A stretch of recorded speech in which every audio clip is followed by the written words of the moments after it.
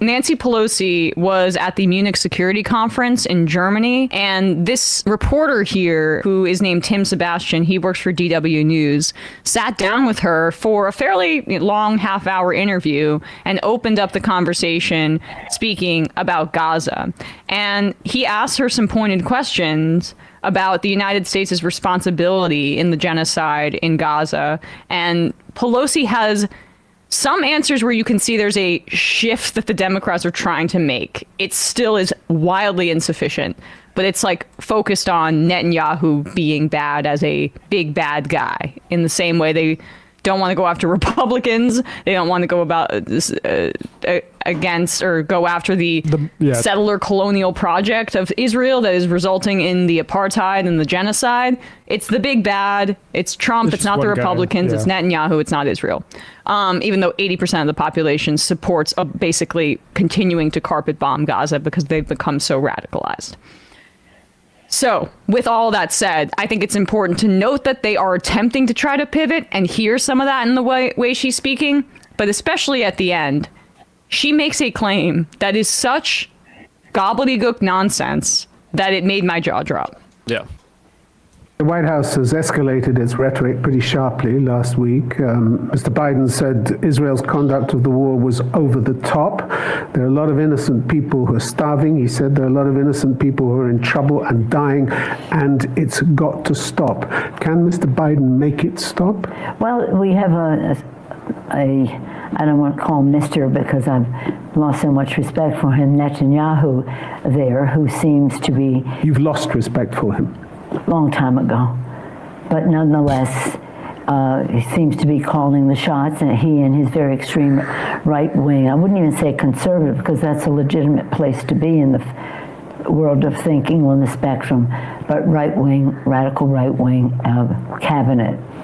So I would hope that hearing from a friend of Israel, as Joe Biden has always been, and all of us have been, that he would respect the lives of the people who are innocent collateral damage in this war. But there are levers that Biden could use, which he hasn't used. There are levers which previous presidents have used when Israel has, in their view, crossed the line. For example? Go back to 1956. Eisenhower threatened sanctions if Israel didn't pull its forces out of Sinai.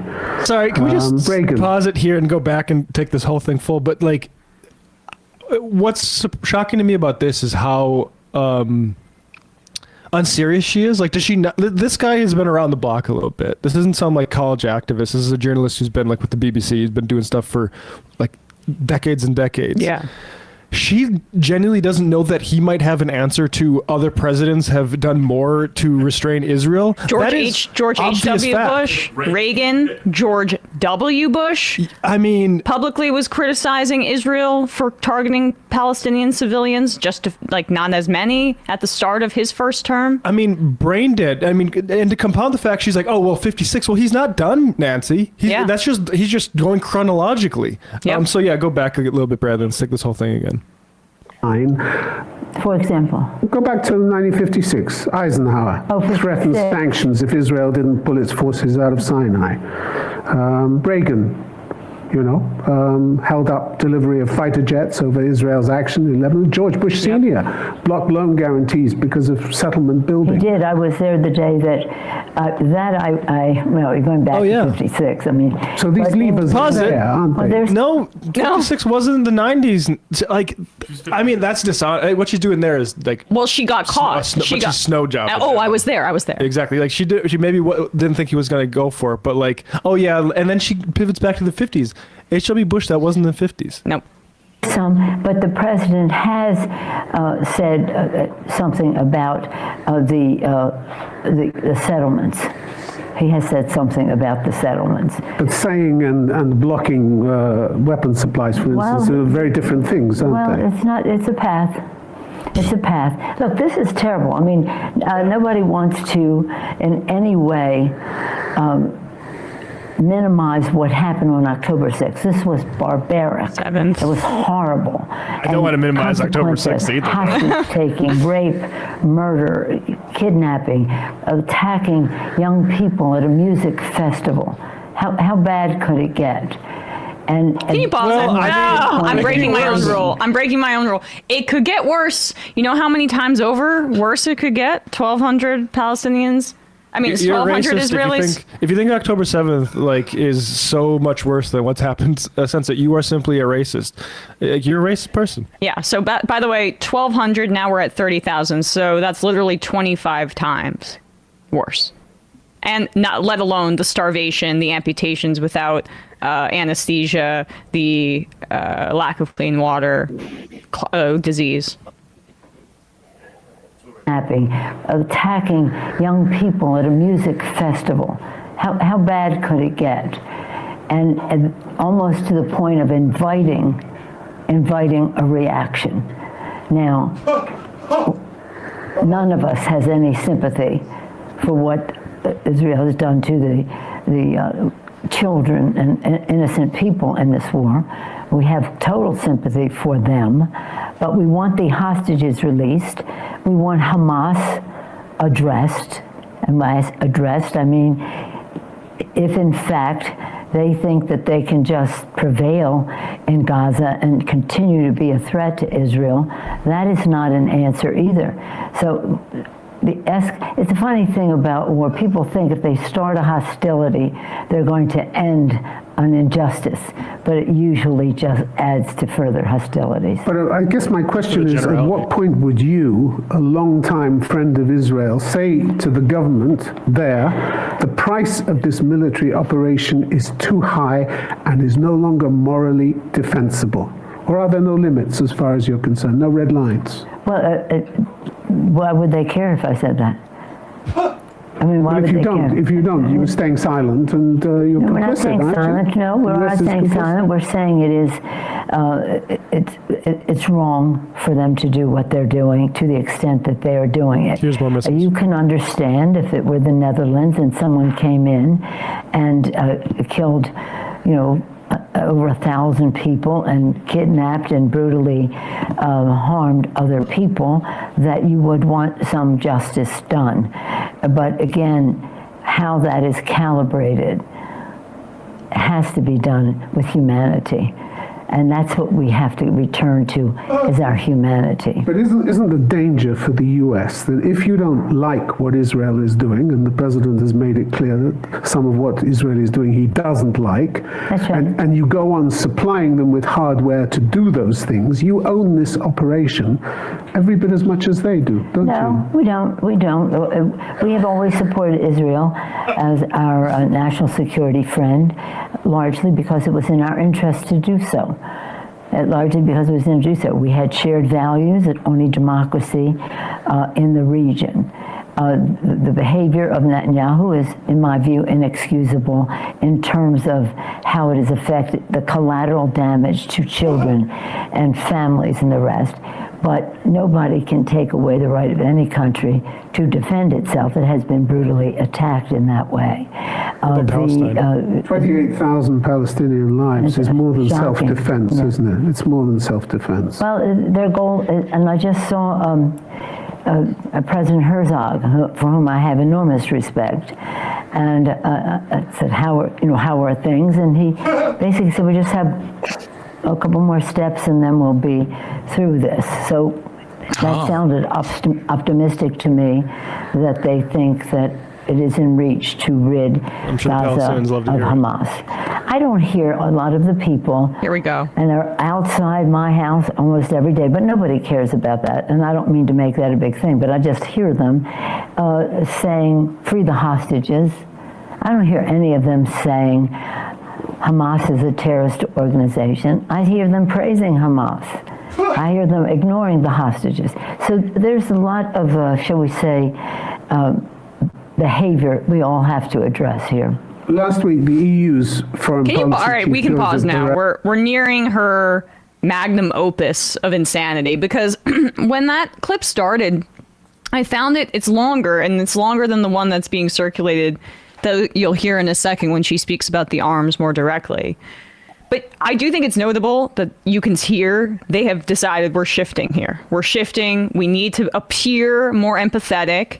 Does that translate to arms? Well, is the Biden administration kind of quietly trying to not prioritize that supplemental bill and is sort of okay with the House led by Mike Johnson putting it to a stop in order to benefit Trump so it doesn't look like Biden gets wins? Plus, they say it's about Ukraine funding, but in the end, the defense industry wants money to Ukraine as much as, anybody, right? And they represent their interests, the Republican Party, as do many Democrats. So they are changing their tone. What that means behind the scenes, I don't know. Or even how much of it, or I don't know. They've been hemming and hawing the entire time. I know, but this is when she says that they've gone too far, that Netanyahu, she's lost respect. And then the other thing that they're doing is they're trying to elevate Herzog as a moderate. This is something I've heard and read in the Times, that he's better, right? And so they're they're trying to make connections with members of the unity government, the wartime government in Netanyahu, in my opinion, and they're going to try to elevate some of these people that they see as a little bit marginally better, even though Herzog, as is the entire Israeli Knesset that isn't voicing opposition to this, like Ofer Kassif, complicit in genocide. Yeah, good luck to them rearranging the deck chairs on the apartheid state. A few things really stuck out, and I know we got more to get to, but I'm sorry. Almost to the point of inviting a reaction, that is the entire construction of the state of Israel in that region. It is invited the reactions that we're seeing. That's why we are in this cycle of violence to this day. And I will say, all this bullshit about nations have the right to defend themselves. What if this happened to the Netherlands? What is the Gaza of Netherlands? Brandon, can you tell us? Does Netherlands have its own Gaza? Like that? This stuff is despicable. A concentration camp that they control. This is despicable, as if it's just some foreign power that invaded. No, it was people they were keeping caged. Yep. Well, to be fair to Nancy Pelosi, she didn't go full Kathy Hochul and say that if Canada attacked Buffalo, there would be no more Canada. Yeah. Listening to all these people, whether it be Nancy Pelosi or Kathy Hochul talk about this, really shows you just how deranged they are. Like, it's insanity the way Insane. they talk about this. Yeah, I guess. Well, it's also, yeah. No, we can keep going for a sec. Yeah. I was going to say, it's about framing it as a symmetrical conflict that, Hamas and therefore the Gazans are losing to, a superior army and not an oppressive colonizer state lashing out and collectively punishing the population that they keep in an open air prison for the actions of, resistance movement that they have supported in the past, like rising up and doing something to attack their state. There is no modern contemporary, unless you want to go back to slave uprisings, there aren't really a lot of modern contemporary parallels, or like the Haitian Revolution. That's basically the only real, or like the Warsaw Uprising, which they don't like. Or Native Americans fighting back. I mean, Matt pointed to an example of indigenous Americans. They killed children when there were, white settlers taking their land. Right? Mystic Massacre. Yeah. Mystic Massacre, one of the very early in New England history of, we had like other tribes supposedly fighting with us against the Pequots, and then they saw us setting fire to their village that didn't have warriors in, but the women and children are like, not really sure if this way of fighting war is exactly. Yeah. And it's what that was 400 years ago, them seeing what a settler colonial project will do to the indigenous population. And it's what Israel is doing with our missiles right now. And there she also is saying, by the way, it should not go unsaid, that she's accusing the pro-Palestine protesters, after one accusing them of working for Putin, calling in the FBI for him, then also saying, go back to your Chinese headquarters, to protesters outside of her office or residence, and then now saying that they love Hamas, and they say nothing about the hostages. The reason that we don't say anything about the hostages or pro-Palestine protesters are not concerned about not putting that at the forefront is because the idea that this is an operation to retrieve the hostages is a complete farce. They are issuing the Hannibal Directive, a policy that Israel has implemented in the past, and they say they did away with a few years ago. So they got in trouble. Yep, because Israeli citizens were like, well, don't kill some of our own, which is that if any hostages are taken, it doesn't necessarily matter, don't care about their lives. Shoot the vehicle so they don't have leverage. Right, shoot them so the Palestinians don't have any leverage. That's exactly what's happening en masse in this genocide right now. And also, I don't believe her that protesters are saying that they love Hamas. I have not seen such a thing. So she is blatantly lying there about the nature of it. Yeah. We all have to address here. Last week, the EU's foreign policy chief, Joseph Borrell, wondered aloud why the US isn't doing more to have its warnings taken seriously in Jerusalem. If you believe, he said, that too many people are being killed, maybe you should provide fewer arms in order to prevent so many people being killed. He's got a point, hasn't he? Israel is very well equipped with weaponry. There's nothing that we have sent since October 7th that has contributed to this brutality. What? In the longer run, they're in a dangerous neighborhood, and we will continue to Good luck support to 'em. Israel. Let's talk about Ukraine. Okay, but wait, hold on. All right, so he moved on there. He did a great job questioning her, but I wish he asked this follow-up question. Wait, none of the weapons that we're sending are going towards this operation? That's a bold-faced lie, by the way. Yeah. Biden has circumvented Congress to send them bombs, including some of these 2,000-pound bombs that they were dropping in one of the most densely populated areas on the planet, Gaza, quite early on in the conflict. Biden circumvented Congress to send them munitions. We give them over $3 billion a year annually in military aid. That is in part why they're so well stocked, by the way. And we had Anthony Lowenstein on this program to speak about how Israel is now in the top 10 in terms of weapons manufacturing in the world and spyware and that kind of technology, even though it's such a small country, in part because there's this symbiotic relationship with the military industrial complex here in the United States and the one in Israel. And they've become self-sustaining at this point, which she acknowledges, but refuses to say that we will curb military aid. If they are so well equipped, why are we sending them more weapons? Why would she refuse to send them? Why would she refuse to say that we should consider that? That's insane. So she's claiming that our weapons that we send them, they're just there for decorations? Well, they're being put in museums? They're using all the missiles they have pointed at Iran to kill Palestinian children with, so they need something to replace those with. Right. That's true. She's then, I guess, trying to claim that we only fund their Iron Dome, which is... We shouldn't anymore. We shouldn't, and it's a lie. It's a lie. It's 100% a lie. Fuck the Iron Dome. I can't even believe that came out of her mouth. The Iron Dome should absolutely be that should have been played as leverage months ago. Yep. You want to do this? Fine. Fund your own Iron Dome. I'm tired of this shit. That's an absolute abomination.